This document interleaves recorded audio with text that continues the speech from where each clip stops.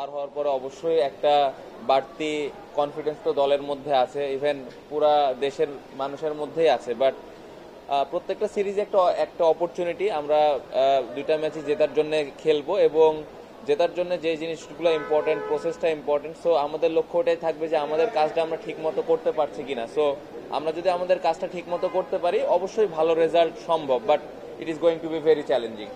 রূপক, এই ওনারা কি চিন্তা করছে বা ওই টিম কি চিন্তা করছে এটা তো আসলে আমি বলতে পারবো না। বাট আমাদের আপনি যেটা বললেন যে স্পিন এবং পেস ভালো একটা অবস্থানে আছি, বাট স্টিল এখানে যদি ওই দলের সাথে কম্পেয়ার করেন এক্সপেরিয়েন্সের দিক থেকে আমাদের পেস বোলাররা তুলনামূলকভাবে একটু পেছনের দিকে আছে। স্কিল ওয়াইজ হ্যাঁ হয়তো আমরা কাছাকাছি আছি, বাট এক্সপেরিয়েন্সের দিক দিয়ে ওই দলটা একটু এগিয়েই রাখবো আমি অবশ্যই। বাট স্পিনারদের আমাদের খুব ভালো এক্সপেরিয়েন্স আছে, যে কোনো কন্ডিশনে বল করার ওই অ্যাবিলিটিটা আছে। সো আমি এতটুকু বলতে পারি পেসার, স্পিনার এবং ব্যাটসম্যান যারাই খেলবেন এই সিরিজটা প্রত্যেকটা প্লেয়ার 100% দিবেন এবং আমি বিশ্বাস করি যে 5 দিন যদি আমরা ভালো ক্রিকেট খেলতে পারি তাহলে খুব এক্সাইটিং একটা ম্যাচ হবে। শুভ।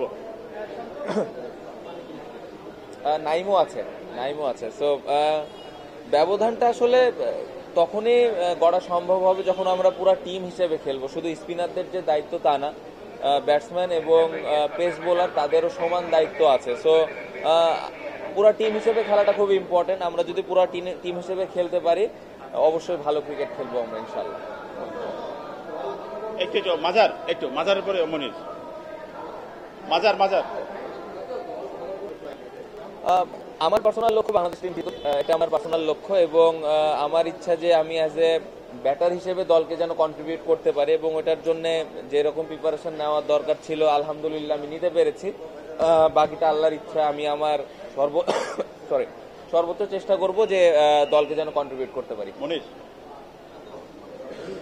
না আমি একটু আগে যেটা বললাম যে সিরিজটা অনেক চ্যালেঞ্জিং হবে। যদি আপনি র্যাঙ্কিংও দেখেন ওরা অনেক এগিয়ে আছে আমাদের থেকে, বাট রিসেন্টলি আমরা ভালো একটা সিরিজ পার করে এসেছি। আমাদের জন্য সব থেকে ইম্পর্টেন্ট যে আমরা 5 দিন কিভাবে ভালো ক্রিকেট খেলতে পারি, কারণ রেজাল্টটা হয়তো 5 দিন পরে লাস্ট সেশনে যাই হয়। সো আমরা যদি 5টা দিন ভালো ক্রিকেট খেলতে পারি লাস্ট সেশনে আসলে তখন একটা সুযোগ থাকে যে কোন দল জিতবে।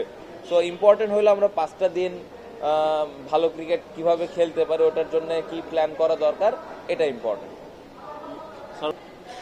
অ্যাজ ইউজুয়াল আগে যা প্রত্যাশা করতে এখনো তাই করছে, খুবই ভালো। আমার মনে হয় প্রিপারেশনটা ওনার ভালোই হয়েছে। বোলিংটা যদিও ব্যাটিংয়ে রান করতে পারেননি, বাট আমার মনে হয় প্রিপারেশন খুব ভালো হয়েছে ওনার এবং আমি আশা করি যে এই সিরিজে উনি ভালো কিছু করবেন। লাস্ট করছেন।